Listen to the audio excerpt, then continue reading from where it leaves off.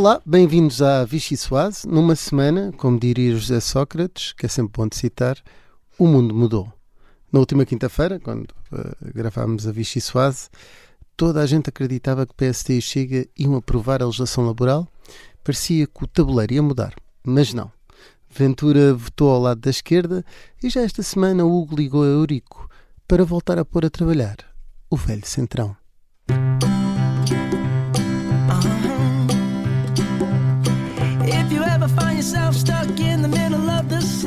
Nós precisamos de trabalho de equipa para resolver muitos dos problemas do país e muitos dos desafios. Se o Governo quer manter um ano de residência legal para se poder ter subsídios, a proposta não vai passar. Pelo menos da nossa parte. A forma como ela está, permita-me a expressão, como ela foi golpeada na própria Assembleia da República. Se o Governo deixar cair a sua desumanidade, julgo que há condições para podermos aprovar a prestação social única.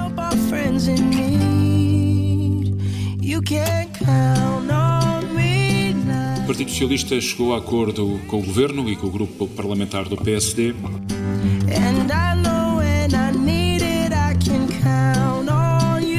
E que prefere fazer o PS voltar atrás na sua palavra. Não sei como é que o PS vai descalçar isso, mas também não é um problema meu. Na hora da verdade, deixe-me utilizar esta expressão que eu creio que todos os portugueses vão perceber, não é a mais bonita, voltou a borregar.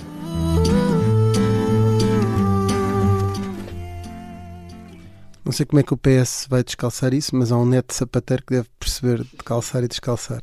Eu sou o Rui Pedro Antunes, sou editor de política do Observador e tenho comigo o coordenador de política da rádio, o Miguel Viterbo Dias, e as jornalistas da secção de política, Rita Tavares e Mariana Lima Cunha. Vai começar a Vichy Soase. Então, vou propor aqui uma... Olá, para mais uma semana.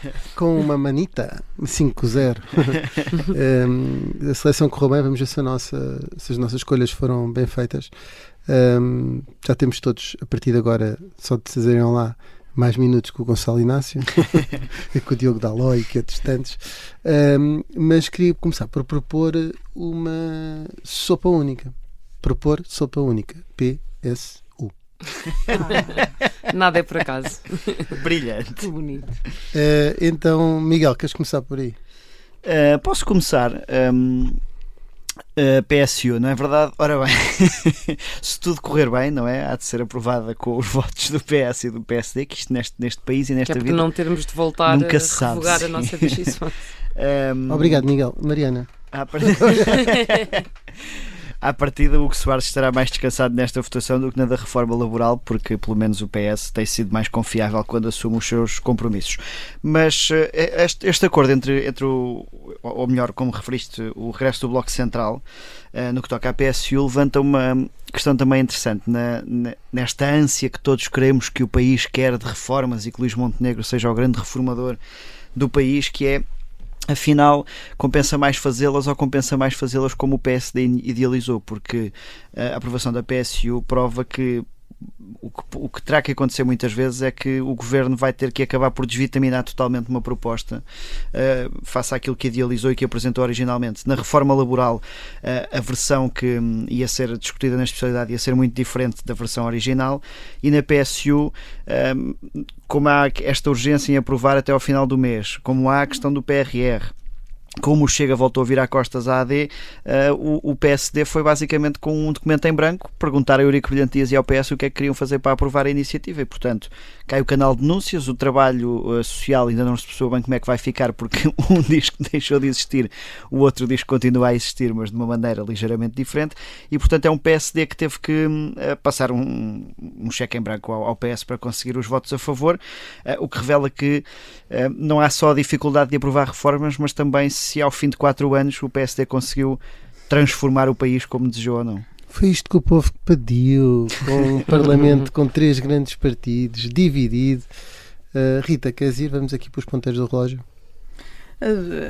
Foi uma semana que começou, quer dizer, vindo da semana passada, terminou de uma forma um bocado surpreendente, com o Chega a largar a mão ao PSD, mesmo em cima ao cair do pano da votação da reforma laboral, e esse distanciamento prosseguiu na semana seguinte, com o Chega a ser posto de parte aqui, já não a pôr-se de parte, mas a ser posto de parte.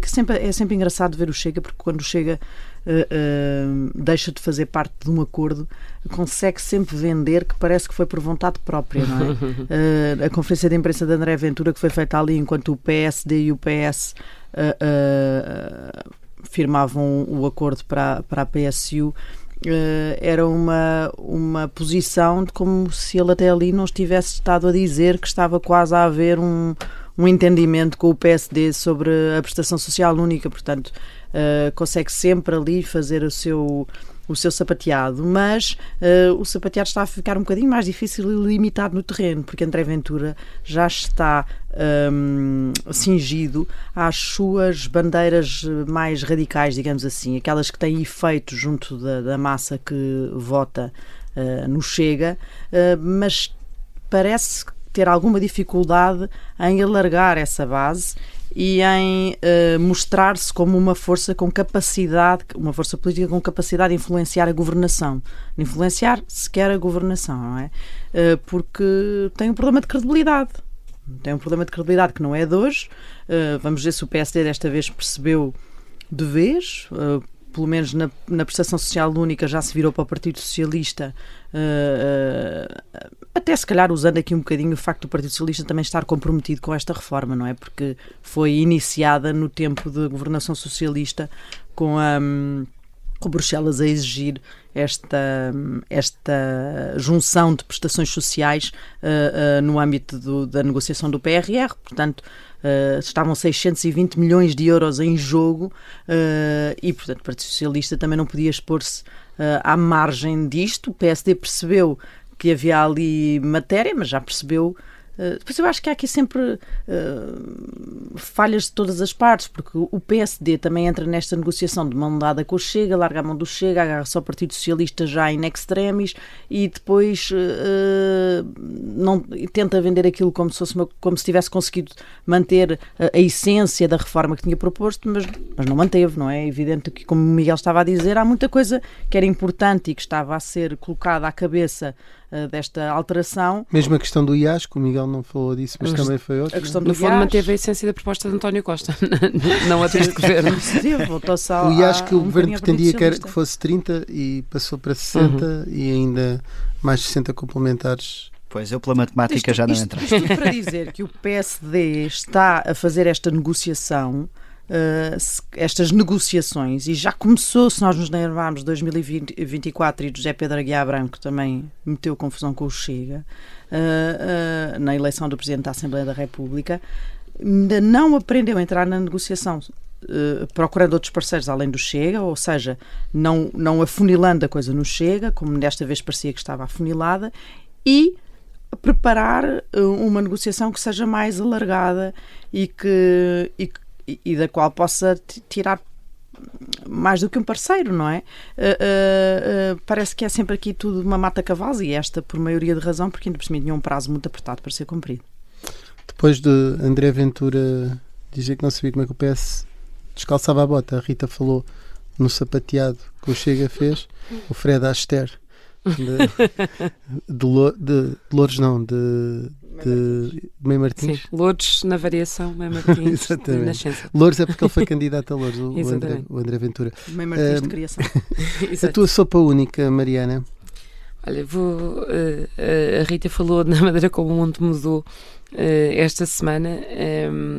E, na verdade, mudou muito a relação ao que nós dissemos na Vichy Soase na semana passada, portanto, meia culpa nossa. Porque, na altura, nós cometemos o erro que o PS também cometeu. Toda a gente. Que é acreditar Exato, é acreditar em André Ventura. Pois. Pronto, foi isso que aconteceu.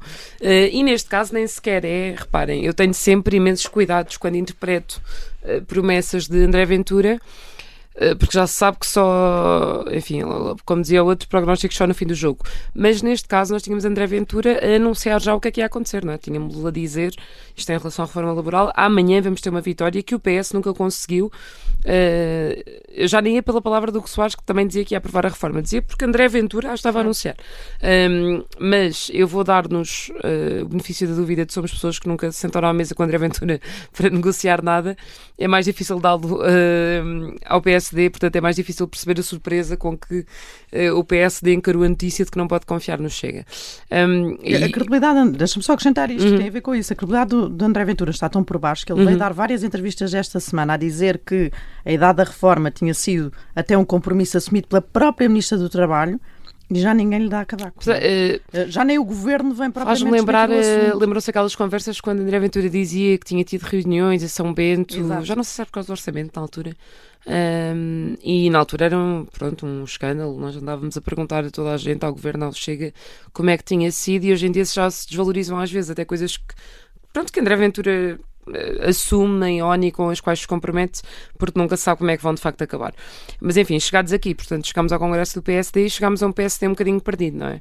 Porque, por um lado, quer mostrar o trabalho que faz e, por outro, quer dizer que as forças de bloqueio da oposição não o deixam governar.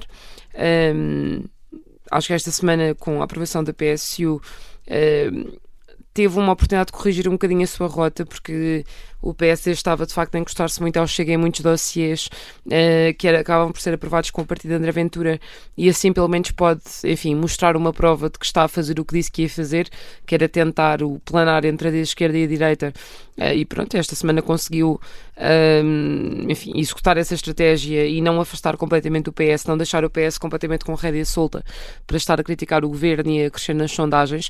Agora, é uma estratégia muito periclitante para fazer a longo prazo, eu acho que isso se notou no Congresso, que se nota que o PS está com alguma dificuldade em saber para onde é que há de ir, além de proclamar constantemente que há de negociar com os dois. Tem havido uma preferência clara pelo Chega, aliás, e agora temos de perceber como é que as coisas se encaminham daqui para a frente, mas acho que é uma estratégia que pode ter no tempo de vida um bocadinho limitado, e aí aparece o segundo problema, que é para que é que a vitimização serve, não é? Ou seja, se chegados a um momento em que o PSD diga que de facto não está a conseguir governar assim, ou todas as suas reformas saem, lá está, desvitaminadas, não tem força suficiente para aprovar as reformas como queria, aí vai ter de chegar num ponto em que as pessoas confiem tanto neste governo que lhe queiram dar uma terceira, neste caso, oportunidade, por ganho as duas primeiras eleições. E aí é que acho que está a chave, não é? É perceber se Luís Montenegro consegue agradar ao eleitorado o suficiente, mexer no bolso das pessoas, neste caso para pôr dinheiro, não para retirar, melhorar a qualidade de vida das pessoas e conseguir reformas, que aparentemente não era o caso da laboral, que sejam populares, pelo que sabemos pelas sondagens esta não era uma reforma popular, para ter argumentos para se vitimizar, porque senão a vitimização ficará curta. E eu acho que o Governo percebeu isso, e por isso é que tivemos tantos ministros, incluindo aqui no Observador, em entrevista durante o Congresso, a desvalorizarem a hipótese de uma crise política e a dizerem que para já têm condições para governar e que vão continuar a lutar até ao fim. Acho que também sabem que não lhes interessa neste momento vitimizar por aí além. Qual é o resultado? Também não interessa ao Partido Socialista, na verdade. Pois sim, é isso. Nesta fase ainda estamos um bocadinho todos a ver o que é que acontece, não é? Acho que talvez o Chega tivesse interesse, porque tem crescido sempre que há eleições antecipadas, mas mesmo assim parece-me que das consequências, não é? Pode ter medo das consequências de desencadear, e quer dizer, as pessoas também podem não estar muito interessadas nisso e ficar irritadas em quem avance para aí. Miguel, temos aqui 2 minutos. Houve um congresso do PSD pelo meio. Houve. Pelo meio de um campeonato do mundo de futebol. Sendo que parece que o Mugasa ganhou aqui há uns anos a nova meta dos leitões, cobrou a mais aos dirigentes do CDS como resposta àquilo que eram as imposições da Troika e o IVA na restauração e por aí fora. Mas foi essa a preferência dos... Foi um dos prémios, não é? Sobre o Congresso, que é só a questão de... a data calhou mal, não é? Porque como calhou muito em cima da rejeição da reforma laboral, o discurso foi assim meio titubeante, o que se foi ouvindo durante o fim de semana. Portanto, aguardamos por uma atualização desse discurso nas próximas semanas. Mariana, tu também foste ao Congresso. Alguma coisa queiras destacar, não? Eu acho que só destaco, lá está, um bocadinho a tentativa do Governo e do PSD de afinar, não é? Afinar o discurso.